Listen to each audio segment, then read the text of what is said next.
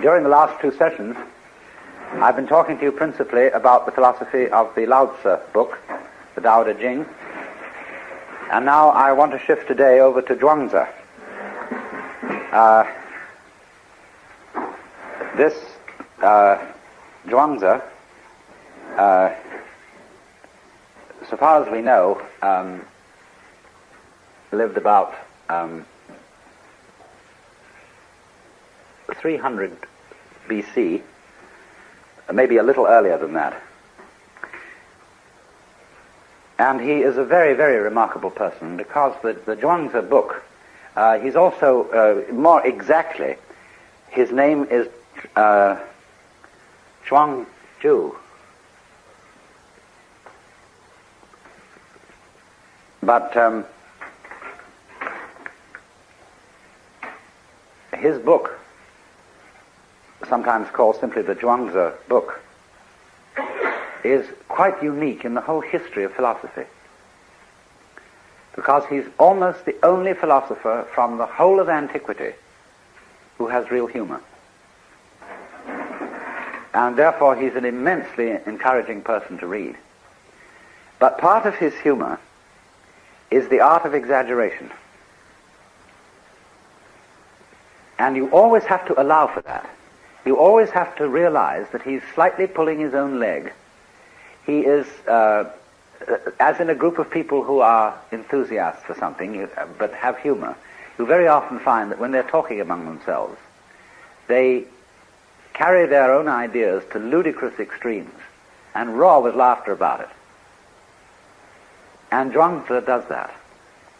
Now, for example, he has a great deal to say about the value of the useless life.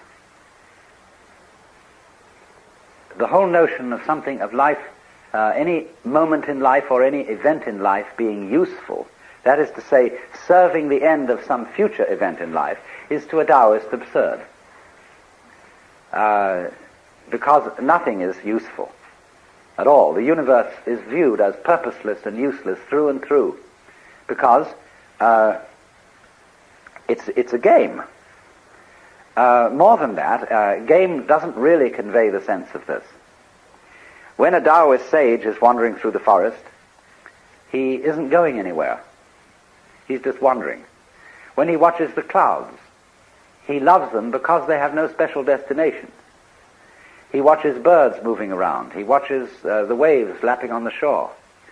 And just because all this is not busy in the way that human beings are busy, because it serves no end other than being what it is now, it is for that reason that he admires it, and it is for that reason that you get the peculiar styles of Chinese painting in the Tang, Sung, and later dynasties, where nature, in its wayward, wandering nature, is the main subject. When we say that something is without purpose, that's a put-down phrase. We say, well, it's no future in it. But what's the use? No, we say, what's the use? And we need very much to realize that that question reflects our insanity. What's the future in it? What's the use? The joy for the Taoist is that things have no use, and the future is not important.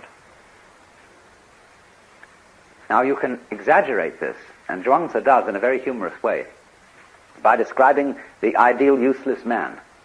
He's a hunchback, and he's so deformed that his chin rests on his navel, and so on, and but he says, now this man is very admirable. He's found the secret of life, because when the social service workers come around, he's the first to get a free handout. And when the military officers come around to conscript people for the army, he's the first to be rejected. Therefore, he lives long. And he also describes a case of some travelers came across an enormous tree. Fantastic thing. And they said, never did anyone see such a tree. So they went up and looked at it, and first they tested the leaves and found that they were rough and disagreeable and no good to eat. Then they looked at the branches and found that they were all twisted and absolutely no good for using as sticks. Then they examined the wood and found it was full of pith and absolutely useless for a carpenter. So nobody had disturbed this tree. It was not used for cutting down or any purpose whatsoever. And so it grew to an enormous size and was of great age. Now, Zhuangzi is here pulling our legs. He is not exactly asking us to take all that literally, but this is his way of doing things. Then also he describes the behavior of the high form of man. And he says, the man of character, that is, in this case, the word de we were discussing yesterday, the man of character lives at home without exercising his mind and performs actions without worry. The notions of right and wrong and the praise and blame of others do not disturb him.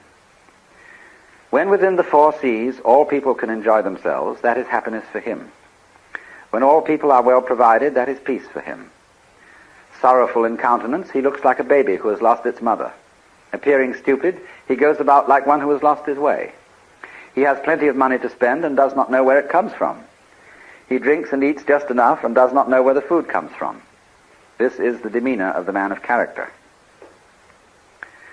Then by contrast, the hypocrites are those people who regard as good whatever the world acclaims as good, and regard as right whatever the world acclaims as right. When you tell them that they are men of Tao, then their countenances change with satisfaction. When you call them hypocrites, then they look displeased. All their lives they call themselves men of Tao, and all their lives they remain hypocrites. They know how to give a good speech and tell appropriate anecdotes in order to attract the crowd. But from the very beginning to the very end, they do not know what it's all about. They put on the proper garb and dress in the proper colors and put on a decorous appearance in order to make themselves popular, but refuse to admit that they're hypocrites. So on. But this explanation of the man who is stupid in countenance and appearance and is wandering about as if he had lost his way and doesn't know anything, of course, is based on the text in Lao Tzu where he says, the people of the world are merrymaking as if partaking of the sacrificial feasts, as if mounting the terrace in spring. I alone am mild, like one unemployed, like a newborn babe that cannot yet smile, unattached like one without a home. The people of the world have enough and to spare, but I am like one left out. My heart must be that of a fool, being muddled, nebulous. The vulgar are knowing, luminous. I alone am dull, confused. The vulgar are clever, self-assured. I alone depressed, patient as the sea, adrift, seemingly aimless. The people of the world all have a purpose. I alone appear stubborn and uncouth. I alone differ from the other people and value drawing sustenance from the mother, capital M, that's Mother Nature.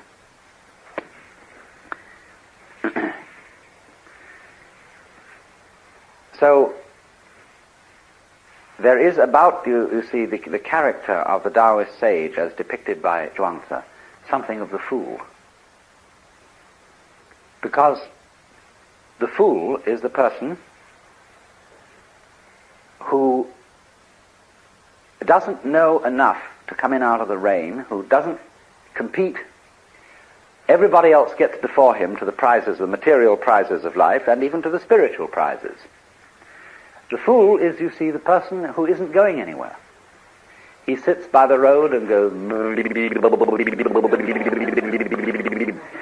The fool is like a Mongolian idiot child who isn't interested in survival, who will take a plate of food and run his finger round in it and make a wonderful slosh with the stew, and then watch it drip from the tip of his finger. He won't eat for quite a while, and then he'll play with it in all sorts of ways.